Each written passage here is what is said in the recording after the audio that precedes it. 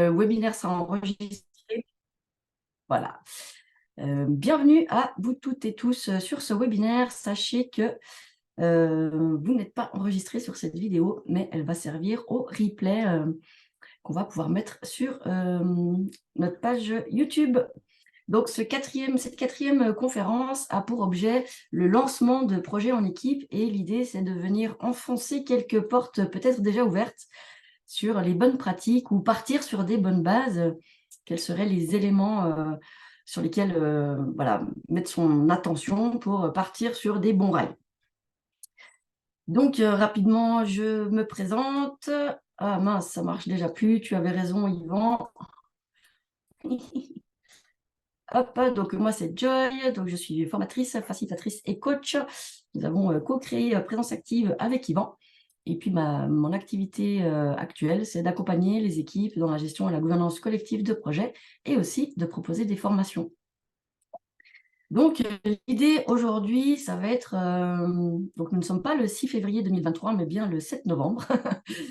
Donc, l'idée, ça va être de voir quelles sont, selon moi, les bonnes bases, et puis de venir aussi un petit peu s'interroger sur c'est quoi un projet, c'est quoi une équipe, comment ça fonctionne, et puis quelles sont les méthodologies que nous, on utilise qui fonctionnent relativement bien jusqu'à présent, et puis de faire un petit détour sur les ressources pour voilà, mener à bien nos projets en équipe.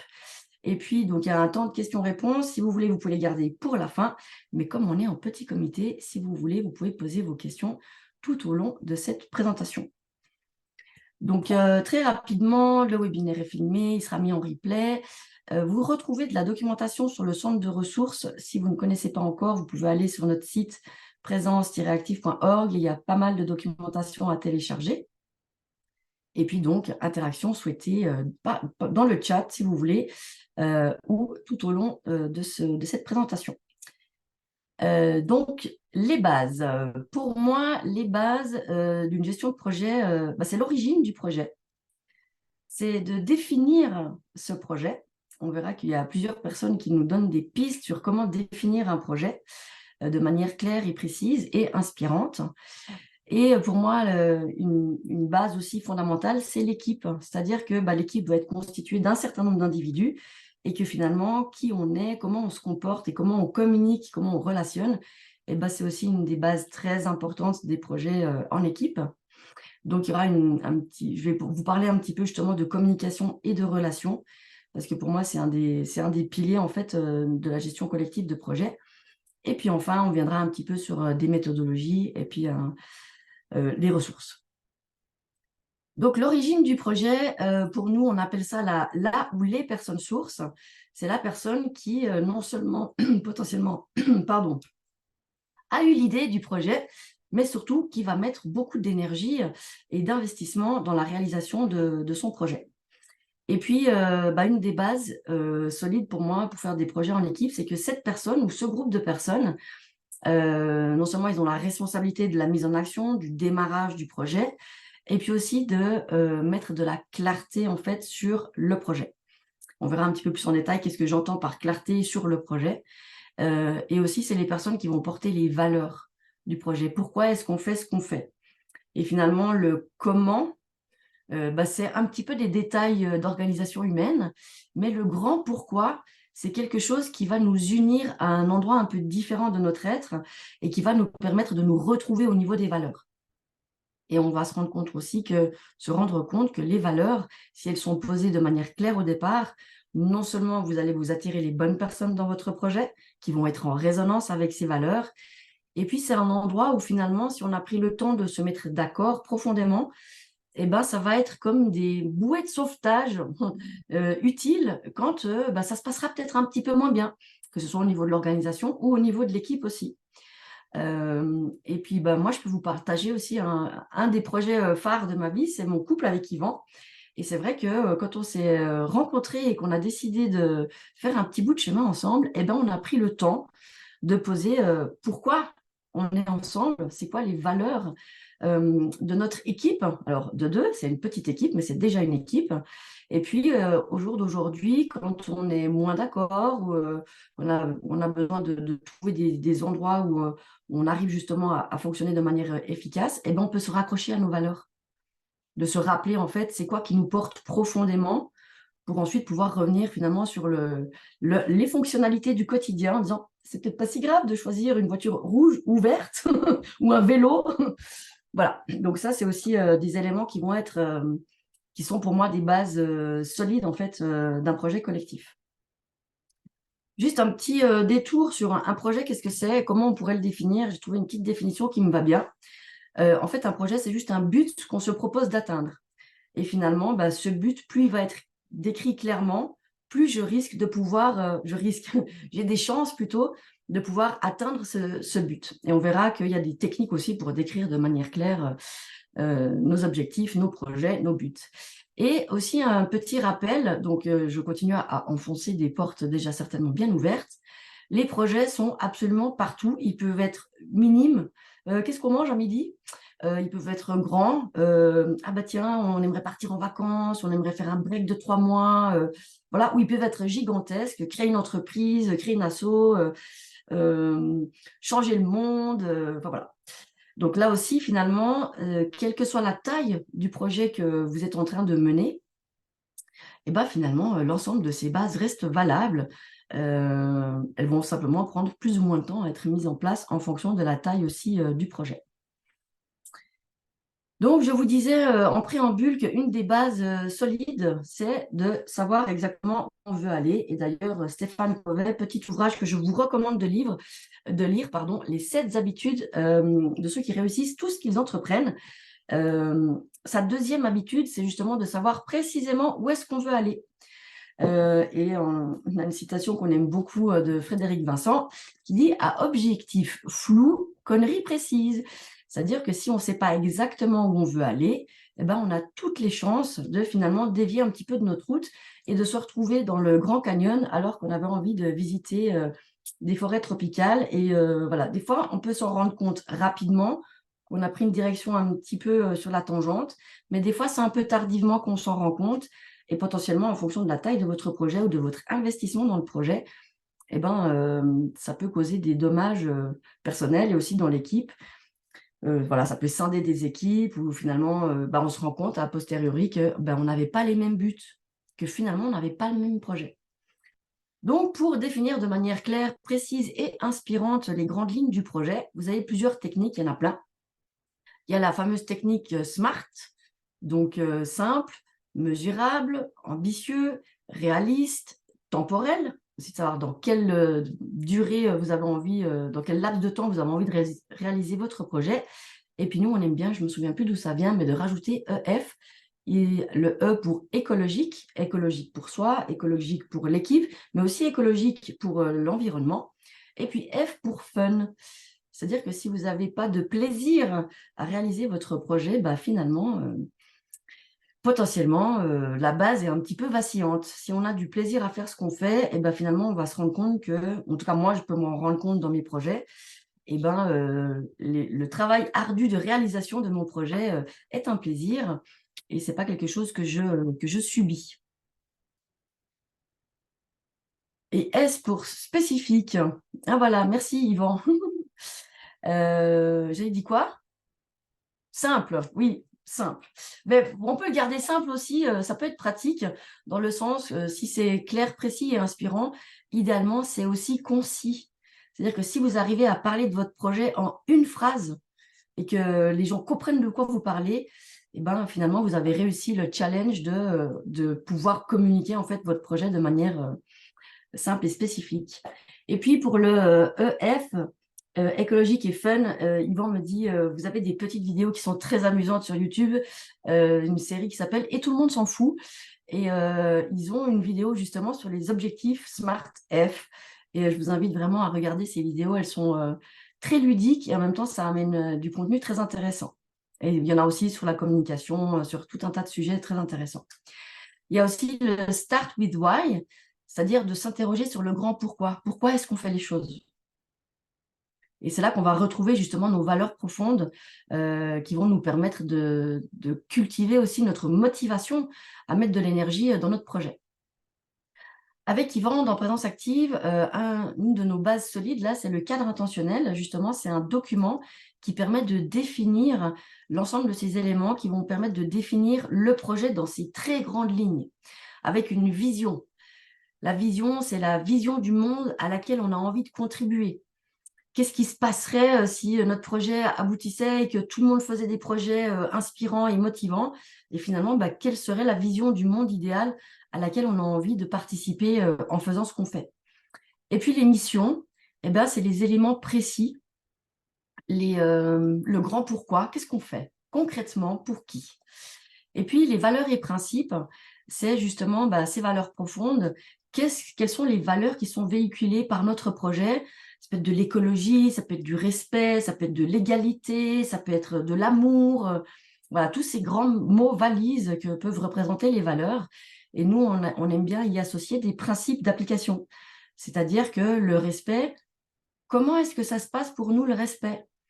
Et là, prendre le temps, en fait, en équipe, de s'interroger sur les valeurs communes va nous permettre, en fait, de les décrire de manière précise et commune entre les membres de l'équipe. C'est-à-dire que dans le cadre de notre projet XYZ, on nourrit la valeur de respect et pour nous, le respect, c'est, et là, on vient mettre un principe d'application pour nous permettre d'évaluer si on nourrit ces valeurs ou non.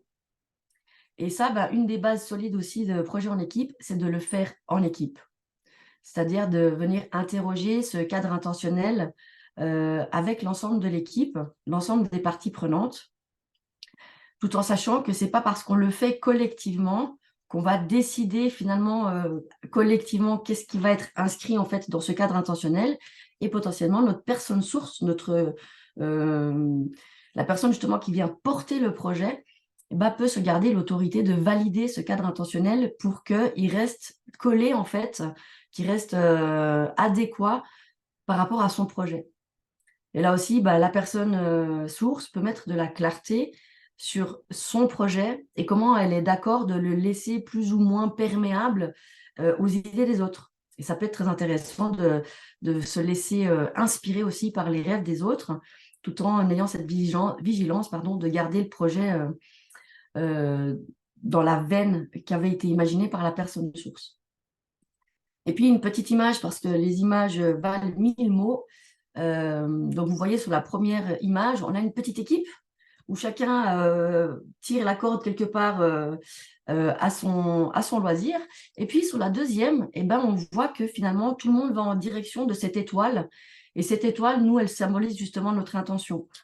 Ce qu'on veut vraiment faire ensemble et pourquoi on le fait. Et finalement, si on s'assure qu'on voit tous la même étoile dans le ciel, a priori, on va tous se diriger dans la même direction.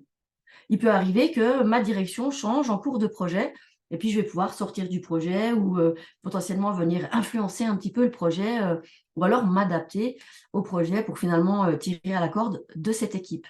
Et finalement, ça, c'est aussi une des bonnes bases, selon moi, pour faire des projets en équipe, c'est de s'assurer qu'on est bien d'accord sur c'est quoi cette intention, on ait vraiment pris le temps de s'assurer qu'on a une compréhension commune de ce qu'est cette intention. Et puis, une des bases, pour moi, solides aussi pour la gestion de projet en équipe, c'est le temps. Le temps que vous allez mettre à disposition justement pour définir ce type de document, les valeurs, de vous assurer que vous êtes vraiment dans la même ligne. Sachez que si vous ne prenez pas ce temps au début du projet, vous allez devoir le prendre plus tard et ça vous en prendra plus. Donc, une des bonnes pratiques au début du projet, c'est de prendre le temps de choisir la bonne locomotive, de mettre le bon charbon dedans et de s'assurer d'être sur les bons rails. Vous allez économiser un temps précieux par la suite. Une fois que vous êtes passé dans votre projet, dans la zone de l'organisation ou même de la réalisation, c'est plus compliqué de faire un arrêt sur image et dire « Ah, je vois que nous n'allons pas tous dans la même direction, il va falloir prendre un temps pour se remettre d'accord. » Et là, il va falloir déconstruire les visions de chacune pour pouvoir reconstruire une vision commune. Et ça, potentiellement, ça peut générer des difficultés. Alors que si on part directement sur dans la bonne voie, sur les bons rails, finalement, on va s'économiser ce temps par après. Il va de toute façon nécessiter des petits ajustements au fur et à mesure du projet. Mais ce temps-là, rappelez-vous, si vous avez une note à prendre aujourd'hui, bah, c'est celle-ci. Prenez le temps de définir les contours de votre projet de manière précise, inspirante, pour vous assurer que finalement, une fois qu'on sera monté dans le bateau, eh ben, tout le monde va vouloir aller dans la même direction. Deuxième élément fondamental pour moi et pour nous à Présence Active, c'est l'équipe. C'est-à-dire que oui, on a envie de faire quelque chose, super, on a des choix de valeurs, génial. Et puis après, bah, il y a l'équipe, parce que finalement, un projet sans équipe, il ne se passe rien. Une équipe sans projet, il ne se passe rien non plus. Donc l'idée, c'est d'avoir vraiment ces deux éléments au départ. Et pour nous, c'est les deux piliers de base. Donc pour moi, une équipe, ben, c'est constitué d'individus, des individus uniques, qui ont des compétences différentes, qui ont des croyances différentes, qui ont une utilisation du vocabulaire différente, des cartes du monde, si vous êtes PNListe dans l'âme, différentes. Et puis bah, finalement, ça va être de prendre soin des personnes et prendre soin aussi de la dynamique qui va se créer au sein de l'équipe. Donc là, je vais vous parler un petit peu aussi des étapes de la vie d'une équipe, parce que d'avoir la conscience que finalement l'équipe n'est pas un long fleuve tranquille, c'est comme la vie, et ben, ça va nous permettre de nous ajuster en fonction des étapes dans lesquelles on peut percevoir notre équipe. Et puis un autre élément très très très important au niveau d'une équipe, c'est la confiance que vous allez pouvoir avoir les uns envers les autres. Et la confiance, pour moi, il y a deux grandes écoles. Il y a ceux qui font confiance a priori, et puis après, la vie leur montre s'ils avaient raison d'avoir eu confiance. Et il y a ceux qui donnent leur confiance a posteriori parce qu'ils ont eu des indicateurs comme quoi la confiance pouvait être donnée. Dans les deux cas, c'est important que dans votre équipe, vous puissiez avoir confiance les uns en les autres et que vous puissiez vous exprimer en fait ce qui est important pour vous sans avoir peur d'être jugé, d'être rejeté, d'être voilà. Donc ça aussi, on verra par la suite comment on va pouvoir venir nourrir ces relations de confiance au sein de votre équipe. Et puis, moi, il y a deux petits éléments aussi que j'aime bien amener, et c'est déjà de soi à soi. Comment est-ce que de moi à moi, je peux accepter le feedback? Comment je le prends? Est-ce que je le prends pour moi et du coup je me fâche? Est-ce que j'imagine que c'est une façon de grandir? Est-ce que je prends tout comme argent comptant ou est-ce que j'ai de la distance par rapport au retour que je reçois de mon environnement? Et ça aussi, de cultiver quelque part en équipe cette culture du feedback, ça peut être très intéressant pour justement s'adapter au fur et à mesure, puisque une équipe, bah, c'est vivant, le projet il sera vivant aussi. Et puis finalement, on reçoit du feedback constamment de notre environnement interne, externe, de moi-même, et puis des autres aussi. Donc ça aussi, d'avoir ce parti pris au départ de OK, on est une équipe et en fait, on veut utiliser le feedback à bon escient, ça peut être un élément que je trouve aussi une bonne base. Et puis, le gagnant-gagnant-gagnant, win-win, win-win-win, c'est que finalement, nos relations et aussi notre projet, que quelque part, le côté gagnant se fasse à plusieurs échelles.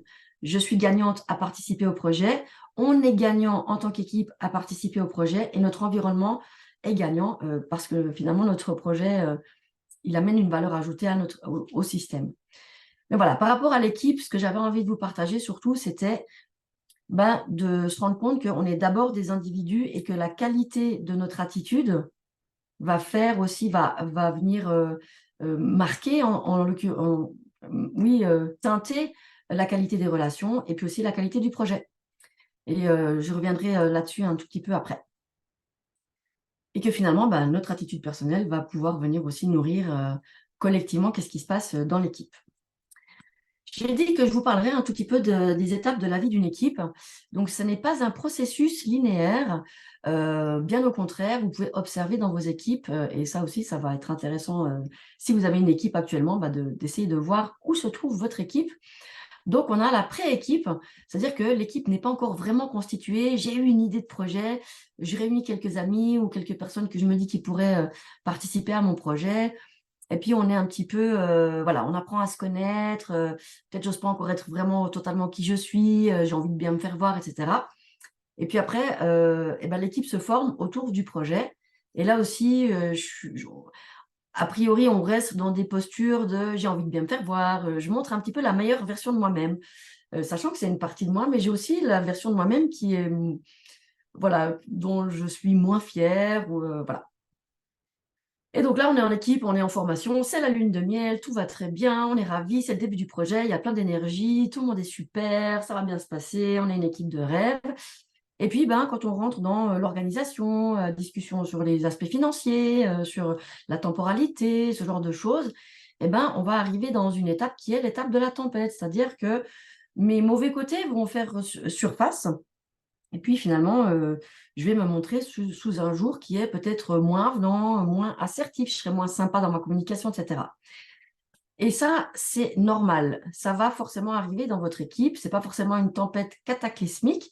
Ça peut être simplement une petite tempête. On se comprend pas, on se parle un petit peu moins bien, on se dit moins les choses, etc. Et là, l'équipe, elle aura comme challenge quelque part, les individus à l'intérieur de l'équipe auront comme challenge de traverser cette étape et trouver des solutions pour arriver à rétablir une communication fonctionnelle et puis de s'organiser pour que le projet puisse bien fonctionner. Donc là, on va faire un petit peu de régulation, on va trouver des techniques. Il y a plusieurs techniques qui permettent de traverser ces tempêtes. Et ça va permettre aussi certainement à l'équipe de gagner en maturité, mais aussi individuellement. Moi, mes projets en équipe, ils m'ont beaucoup fait grandir en maturité, justement dans ces étapes de tempête où je pouvais être amenée à venir réfléchir sur mon attitude, sur comment je collaborais avec les autres personnes de l'équipe. Du coup, là, potentiellement, si on traverse la tempête, on arrive sur un état de stabilisation. Du coup, ça fonctionne, on a trouvé un petit peu nos marques, on continue à se connaître bien, etc. Et puis après, finalement, l'équipe peut arriver dans une étape de performance. On se connaît super bien, on connaît bien les processus, on sait qui fait quoi. Et là, du coup, on arrive dans cette étape de la performance. À la suite de quoi, potentiellement, vous avez vu, il y a des flèches un petit peu dans tous les sens. La performance peut revenir sur de la tempête, parce que finalement, bah, tout va bien, puis tout d'un coup, il se passe un événement extérieur, la chute du marché, ou quoi que ce soit, qui vient en fait remettre en fait un petit grain de tempête dans l'équipe, et l'équipe va être de nouveau invitée à traverser cette période un petit peu plus fluctuante pour revenir sur de la stabilisation, etc. Et puis, vous pouvez voir aussi que on peut être une équipe super performante et d'un coup, pouf, on revient à l'étape de la pré-équipe. Mais pourquoi? Bah, par exemple, si vous avez des nouvelles personnes qui arrivent dans l'équipe.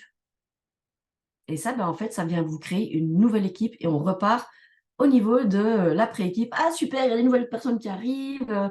Et ben, on est de nouveau dans une espèce de lune de miel, d'énergie qui arrive, des forces neuves, etc. Et puis, on va venir naviguer, en fait, dans ces différentes étapes jusqu'à potentiellement la dissolution, qui peut être une dissolution simplement parce que le projet est terminé et puis tout se passe bien. Et puis, on peut célébrer la dissolution et voilà, c'était super. Ou alors, la dissolution, elle peut aussi arriver parce qu'on n'a pas réussi à traverser, par exemple, la tempête. Et que finalement, si on n'arrive pas à gérer cette étape de la tempête, bah, l'équipe explose, le projet s'arrête et il y a une dissolution de l'équipe et du projet. Ou alors, ça repart avec une nouvelle équipe. Voilà. Donc, avoir conscience aussi de ces différentes étapes, ça nous permet de savoir que rien n'est grave, que tout est traversable, entre guillemets, mais que ça va nous arriver. Et que finalement, bah, plus on est un homme averti en vaut deux, et c'est valable aussi pour les femmes, et bah, du coup, on va pouvoir anticiper un petit peu ces différentes étapes, pardon, et puis les traverser avec plus de sérénité.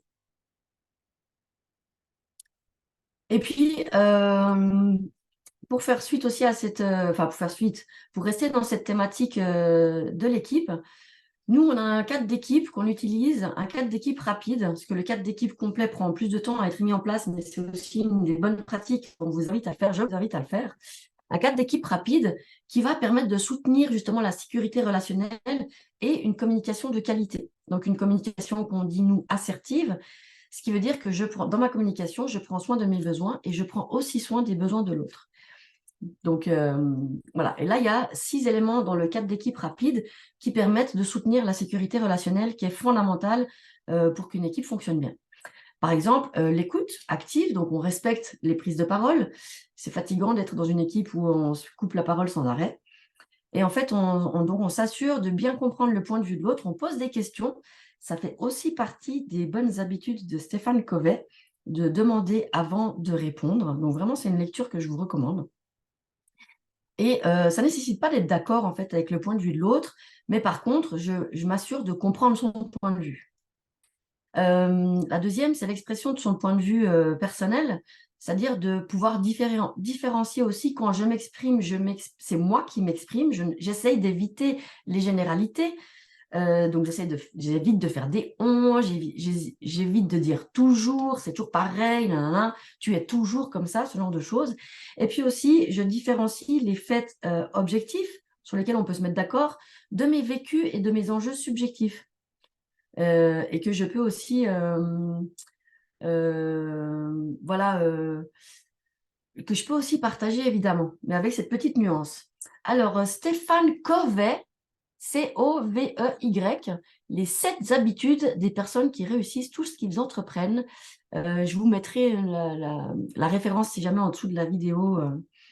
Voilà, Stéphane Covey. Le troisième élément dans le cadre d'équipe rapide, le non-jugement. Donc, on tente de ne pas dévaloriser les autres.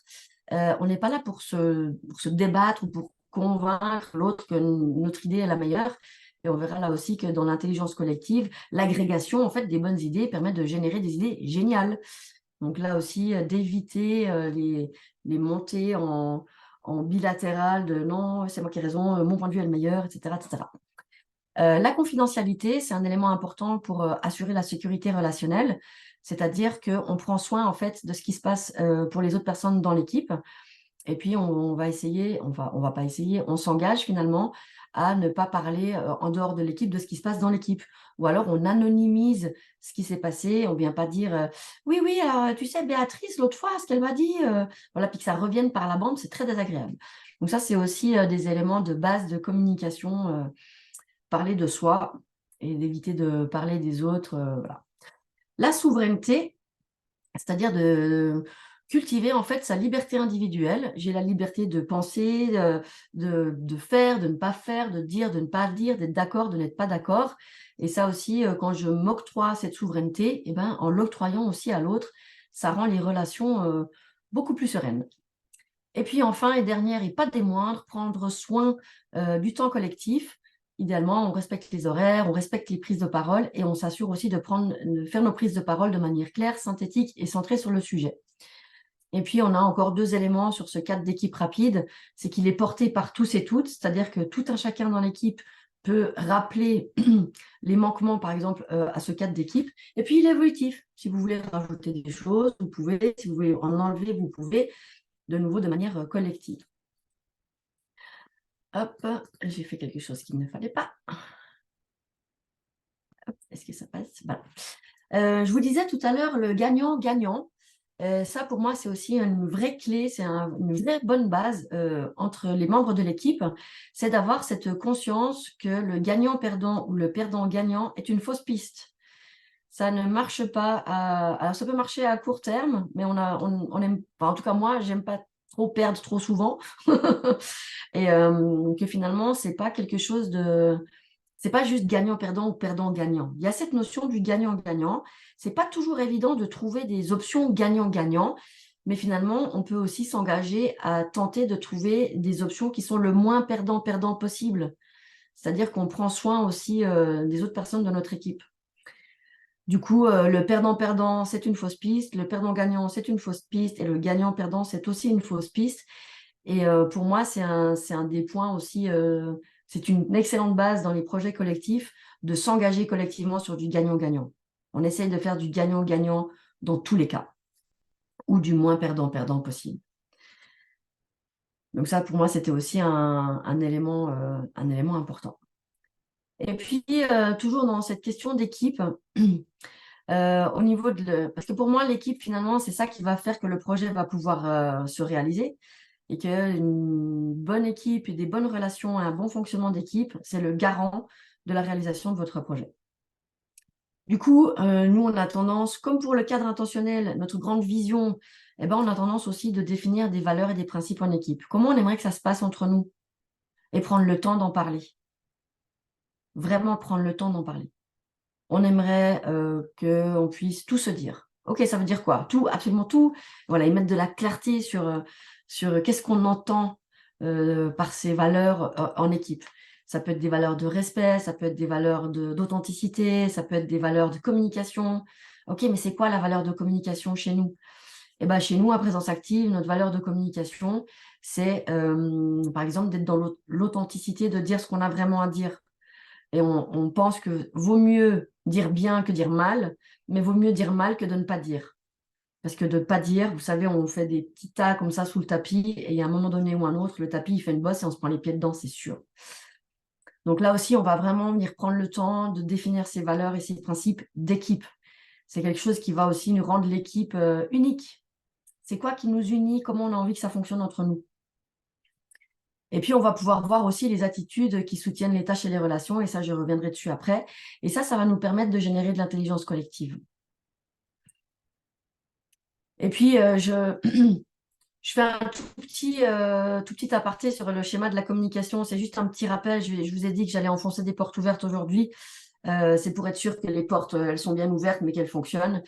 Le schéma de base de la communication, vous vous souvenez peut-être aussi de cette citation de Bernard Werber qui dit que en ce que je pense, en ce que je dis, en ce que je veux dire, en ce que je crois dire, en ce que je dis vraiment, ce que l'autre comprend, ce qu'il veut entendre, ce qu'il croit comprendre, etc. Il y a au moins 9 façons de ne pas se comprendre. Et finalement, oui, se souvenir que au moment où j'exprime quelque chose, c'est une partie de la communication seulement, parce qu'il y a mon ton de voix qui va faire aussi une partie de la communication, et il y a une grande partie du non-verbal qui fait aussi la communication. Et puis ma communication, elle vient avec tout un tas de filtres, mes croyances, ce que je sais, ce que je sais pas, ce que je crois savoir. Voilà, donc toute ma façon de communiquer va aussi se baser sur des présupposés que moi j'ai. J'imagine que quand je parle de communication, vous pensez la même chose que moi. Mais en fait, non. Pardon. Et en fait, d'être conscient aussi que notre vis-à-vis, il a aussi tous ses filtres, ses croyances, ses postures, ses expériences, et qui va en fait recevoir notre information d'une certaine façon, qui va la traiter en interne, et que ça va lui faire des émotions, ça va lui faire des sensations, ça va lui faire aussi des chemins mentaux. Ah oui, quand elle dit ça, en fait, moi je pense, et hop, puis en fait, vous vous rendez compte que vous êtes plus en train d'écouter la personne, vous êtes en train de vous faire votre communication interne quelque part. Donc là aussi, finalement, d'avoir conscience que la communication, c'est quelque chose d'absolument magique. Et puis en même temps, d'avoir conscience que c'est pas aussi simple que ce qu'on pourrait croire. Des fois oui, des fois non. Et c'est là que d'avoir le réflexe de poser des questions pour s'assurer que vous avez compris, de reformuler ce que dit votre vis-à-vis, vous allez aussi potentiellement gagner du temps. Parce que si vous ne vous êtes pas compris, il y a un moment donné, dans la gestion de votre projet, vous serez dans une réunion ou n'importe où dans votre projet, vous allez prendre du temps. Bon, mais tu parles de quoi là? Parce que je n'avais pas compris. Et là, de nouveau, on va potentiellement utiliser du temps précieux à se remettre d'accord alors qu'on aurait pu le faire finalement en amont. Ok, du coup, ça c'était un petit enfonçage de porte ouverte et j'en fais une petite dernière avant de passer sur les attitudes soutenantes. Dans la communication assertive non conflictuelle, les 3 ingrédients qui soutiennent aussi une relation de confiance, c'est de pouvoir s'exprimer de manière objective sur des faits observables. A priori, on devrait être à peu près d'accord de pouvoir observer les mêmes faits, mais des fois, on se rend compte que non. De pouvoir partager en fait ce qui se passe de manière subjective chez nous. Ok, quand tu fais ça concrètement, précisément, moi, ça me fait ça. Ça vient me rappeler ça. Et du coup, je peux parler de mes intentions, de mes valeurs, de ce qui est important pour moi, de mes besoins aussi. Et puis finalement, de venir rechercher ou proposer de la contribution, toujours avec cette idée de trouver des solutions gagnant-gagnant. Donc, soit je viens faire des demandes, est-ce que tu pourrais faire ça? Ou je viens faire des propositions. Ok, dans cette situation, je propose qu'on s'y prenne comme ça. Et ça nous permet aussi d'assurer un bon état d'esprit en fait dans l'équipe et que ça fonctionne bien. Et à l'inverse, les pics, c'est donc des éléments qui font que la communication devient conflictuelle. C'est pic pour prêt d'intention, I pour interprétation et jugement, et C pour contrainte. Et si vous entendez des prêts d'intention, ah mais quand tu fais ça, c'est parce qu'en fait, tu as envie de m'ennuyer. Tu fais exprès de faire ça. En général, c'est pas très bien perçu. Ou alors, voilà, je déforme les faits. Oui, mais en fait, quand tu fais ça, ça veut dire que. Et moi, je fais une interprétation en fait sur comment se comporte la personne ou ce qu'elle dit. Et puis après, il y a la contrainte, je veux que tu fasses comme ça, ou tu arrêtes de faire ça, ou je t'empêche de faire quelque chose. Et ça, c'est des éléments qui vont dégrader petit à petit la communication, la relation, et qui fait que finalement, dans votre équipe, ça va moins bien marcher au niveau de votre projet. Voilà, on fait un petit détour très rapide sur les attitudes qui soutiennent. Je crois qu'il y en a 22 en tout.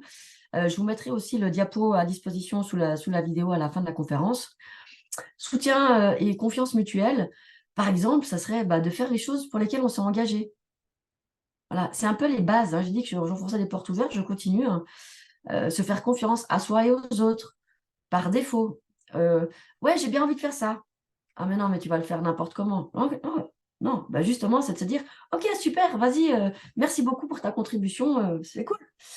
La communication assertive, se centrer sur le sujet, s'exprimer authentiquement avec concision et clarté, exprimer les informations utiles, éviter de noyer les personnes sous des informations, avec des informations qui ne seraient pas utiles, ce genre de choses. Les notions de partage aussi, partager les informations, mais partager les décisions qui sont stratégiques pour votre équipe, ça j'y reviendrai aussi après, distribuer les autorités, et puis distribuer aussi les trucs qui sont moins drôles, parce que dans les projets, il y a toujours des tâches. Alors oui, là je fais une généralisation, peut-être que vous pouvez, dans vos projets, regarder quelles sont les tâches que personne n'a envie de faire. Et il y en a toujours quelques-unes qui sont nécessaires à la bonne gestion du projet, mais qui sont, entre guillemets, moins sexy ou moins valorisantes, qu'on a potentiellement moins envie de faire. Et par exemple, dans une association, vous aurez plus de mal à trouver quelqu'un pour faire la comptabilité que pour venir accueillir les stars qu'on a invitées ou tenir le bar ou tenir... voilà, bref.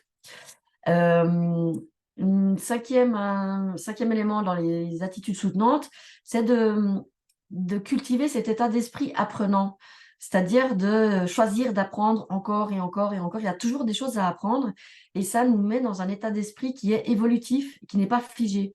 Non, non, moi c'est bon, je suis comme ça. Au lieu de se dire, dans cette situation, j'ai réagi comme ça, mais en fait, en vrai, je pourrais évoluer. Je pourrais choisir d'apprendre à me former à la CNV ou à d'autres choses, et puis venir évoluer en fait dans mes attitudes. Et puis, une attitude aussi qui est soutenante, c'est d'être dans cet état de présence à soi et aux autres. On entend beaucoup parler en ce moment et depuis quelques années aussi de la pleine conscience, et que ça vient vraiment nous aider en fait à être centré en nous, à pouvoir dire aussi ce qui est important pour nous et pas être en réaction. C'est-à-dire que si je cultive cet état de présence, je vais pouvoir avoir une qualité d'interaction qui sera plus intéressante, plus nourrissante pour l'équipe et pour le projet. Donc voilà, en gros, pour ces attitudes soutenantes. Une dernière petite slide sur l'équipe, et après on va passer sur les sujets suivants. C'est 6 principes de l'intelligence collective, et c'est des éléments qui peuvent être intéressants à connaître en équipe pour justement venir les nourrir, pour bénéficier en fait de notre intelligence collective. Pour bénéficier de l'intelligence collective, il faut cultiver notre propre intelligence et sagesse personnelle. C'est-à-dire qu'il ne peut y avoir d'intelligence collective s'il n'y a pas d'intelligence individuelle. Donc l'idée, ça va être de partager des informations, de se former, d'aller se renseigner, de poser des questions et de comprendre de quoi on parle. First. La deuxième, c'est d'être capable d'avoir son indépendance d'opinion. On peut observer que quand on est en équipe, on a des biais. Il peut y avoir un peu de la pression sociale. Quand on demande, tout le monde donne son avis, tout le monde est pour, moi je suis contre, mais est-ce que j'ose dire que je suis contre si tout le monde est pour? Et là, potentiellement, on va pouvoir aussi utiliser des outils qui nous permettent d'anonymiser le positionnement pour avoir des retours plus authentiques. Ou alors cultiver beaucoup la confiance qu'on peut avoir les uns en les autres pour être sûr que je peux donner mon avis et que je ne vais pas être ni jugé ni rejeté si j'ai un avis qui diffère.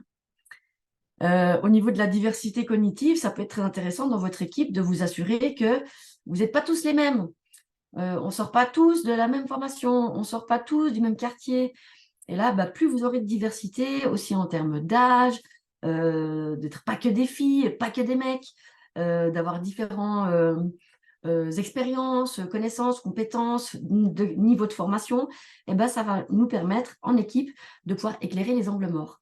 Parce que plus vous aurez de points de vue différents, plus vous allez pouvoir éclairer la pièce de votre projet. Quatrième principe, c'est l'agrégation des sagesses individuelles. Je ne sais pas si vous connectez. Pas mal comme lapsus. Je ne sais pas si vous connaissez l'outil du jugement majoritaire. Ça permet de donner votre avis très simplement sur différents sujets sans avoir besoin d'en parler. Et on fait simplement de l'agrégation des différents avis des personnes pour pouvoir faire émerger en fait la sagesse du système. Cinquième principe, le quotient émotionnel et féminisation. Dans l'occurrence, ce n'est pas que les femmes qui ont du quotient émotionnel élevé et les hommes pas, et l'inverse est vrai aussi. Donc, l'idée, c'est de venir individuellement cultiver notre quotient émotionnel dans notre capacité d'écoute, d'empathie et puis de respect aussi des contributions. Il y a des savantes études qui ont démontré qu'à partir de 30% de quotient émotionnel élevé ou de femmes dans une équipe, eh ben, potentiellement, l'intelligence collective est finalement plus facilement accessible ou présente.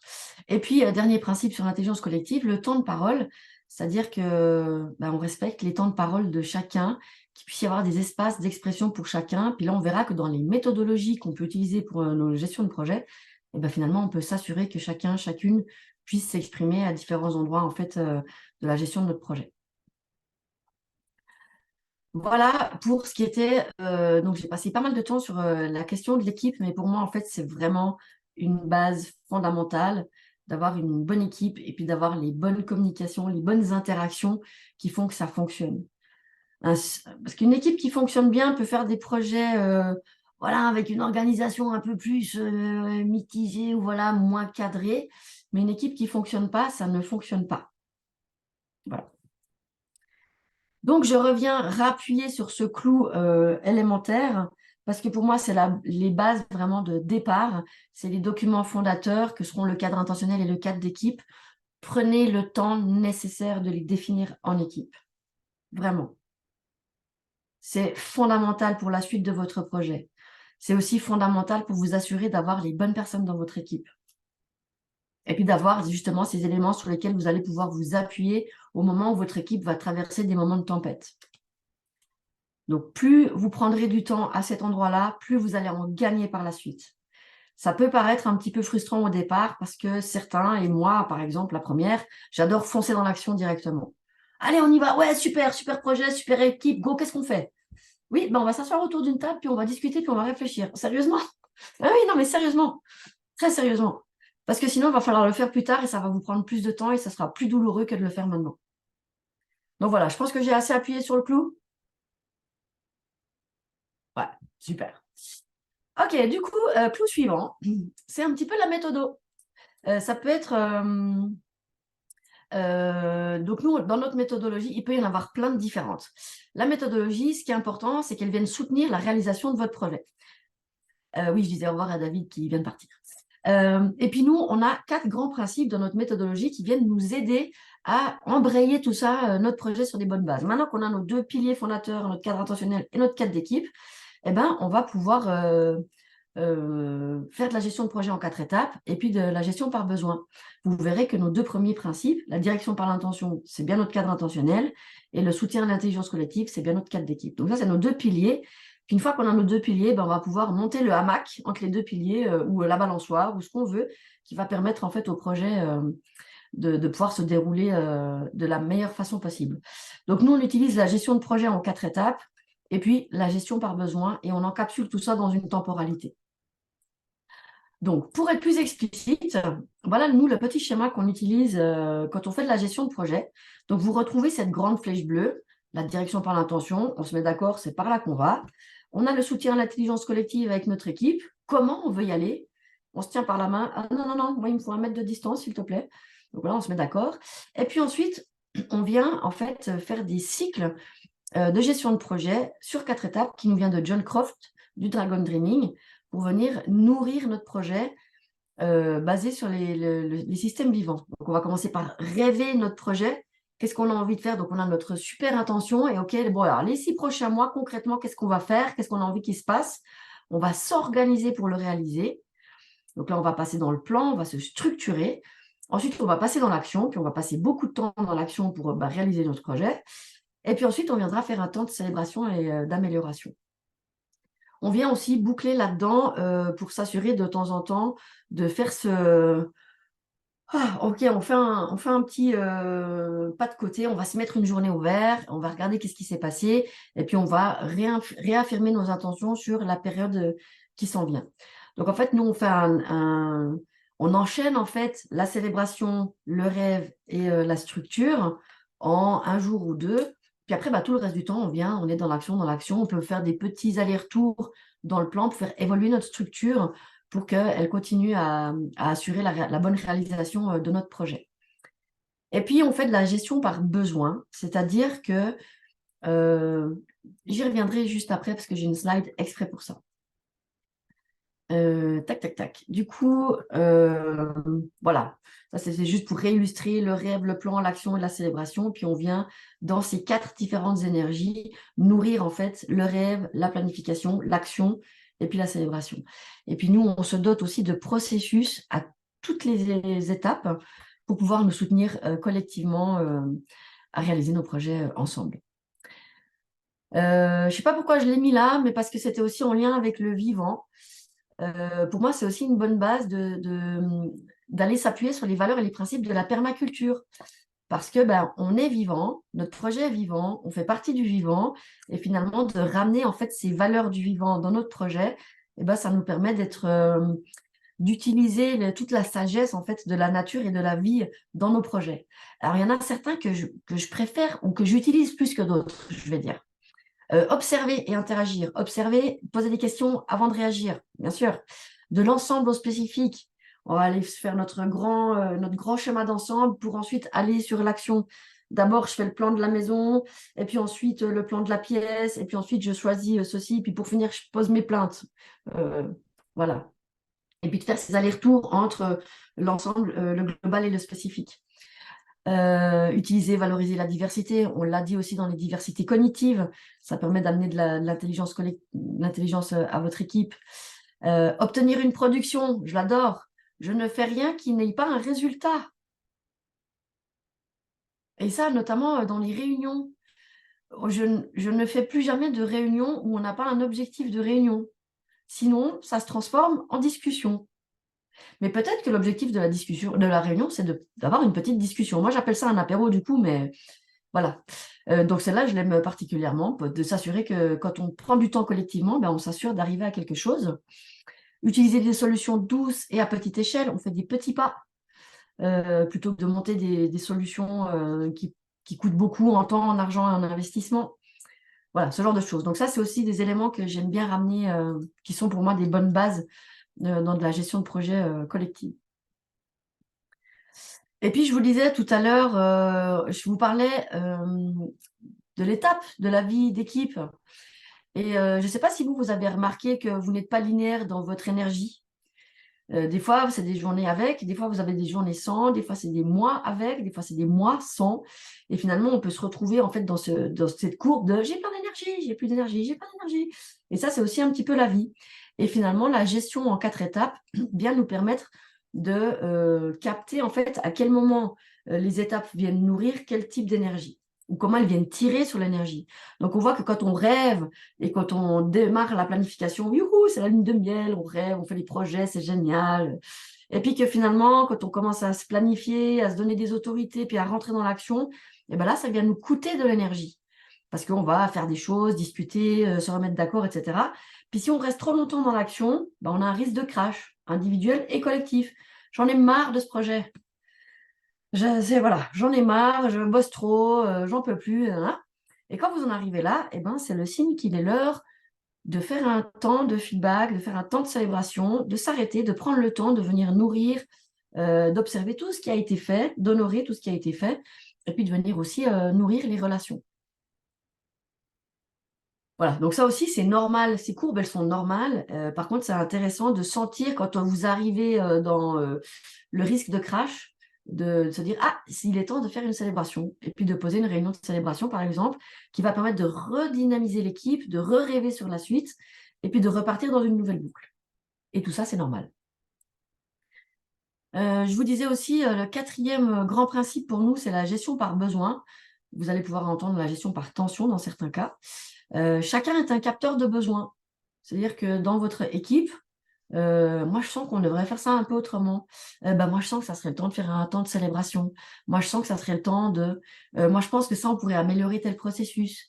Voilà. Et l'idée, c'est que individuellement, vous vous engagez aussi à venir faire remonter vos sensations et vos perceptions de besoin. Parce que si vous ne dites pas ce que vous ressentez et ce que vous pensez qui devrait être amélioré, vous empêchez en fait votre équipe et votre système de s'adapter et puis de devenir, voilà, d'arriver dans cette étape de la performance, d'être vraiment efficient, d'utiliser un minimum d'énergie pour obtenir un maximum de résultats. Et ça, c'est aussi un des éléments de la PERMA. Et puis en lien avec ces tensions et besoins, je vais passer celui-là. Nous, ce qu'on suggère, c'est d'aller traiter les besoins aux bons endroits. C'est-à-dire que si j'ai soif, le frigo est une meilleure destination que la voiture, par exemple. Si j'ai besoin de me déplacer, ça va être l'inverse. Si j'ai envie de me doucher, je serai mieux dans la douche que dans le salon. Et que finalement, en fonction de mon besoin, j'ai un espace qui est adapté au traitement de mon besoin. Et là, on peut voir, nous, on a détecté 6 types de besoins. Les besoins de sens, les besoins d'une équipe qui fonctionne bien, les besoins de savoir qu'est-ce qu'on fait, c'est quoi les priorités, les besoins de savoir qui fait quoi, qui décide de quoi, besoin de se synchroniser pour faire avancer les projets, ou encore un besoin de bilan, de prise de recul, de feedback. Puis il y en a encore un 7e, c'est un besoin de régulation. Par exemple, je me rends compte que là, en fait, je m'entends plus très, très bien. On s'est dit des mots qu'on ne voulait pas avec René. Et ben là, du coup, j'aurais besoin potentiellement de prendre un temps avec René pour aller discuter avec lui. Et en lien avec chacun de ces besoins, il y a un espace adapté pour traiter le besoin avec les outils adaptés. Et ça, on se rend compte que c'est aussi une bonne base pour lancer des projets collectifs ou même mener des projets collectifs, c'est-à-dire de pas tout mélanger. C'est-à-dire que si vous arrivez avec un besoin qui est mélangé entre du relationnel et puis de l'opérationnel, puis en même temps de la structure, ça fait une espèce de pelote. Alors que si vous avez 3 fils à venir tirer, et si vous venez en parler en fait dans la réunion qui va être adaptée, potentiellement, ça va vous permettre de mettre de la clarté dans tout ça et puis de régler les besoins avec les outils adaptés. Donc ça aussi, c'est un élément important. Parfait au niveau du timing. Hop. Un élément encore qui est super, super important pour faire partir le projet dans la bonne direction. Donc, on a notre direction, super. Et puis, finalement, on va s'organiser, puis on va dire qui fait quoi. Parce qu'une fois qu'on aura déterminé notre projet, qu'on aura déterminé nos missions, et de nos missions vont découler des actions. Si je veux faire de la formation, faut que je crée une formation et que je la donne. Si on veut faire de la production de petites plantes ou de tisane, il va falloir planter, récolter, stocker, etc. Et du coup, on va avoir un tas de choses à faire. Et ces tas de choses à faire, l'idée, ça va être de les structurer thématiquement et de les attribuer. En gros, ça va être de permettre de savoir qui fait quoi dans cette organisation, dans ce projet, et puis qui a autorité sur quoi. C'est-à-dire que je peux savoir que c'est pas moi qui ai autorité sur le choix des plantes. D'accord. Du coup, c'est qui?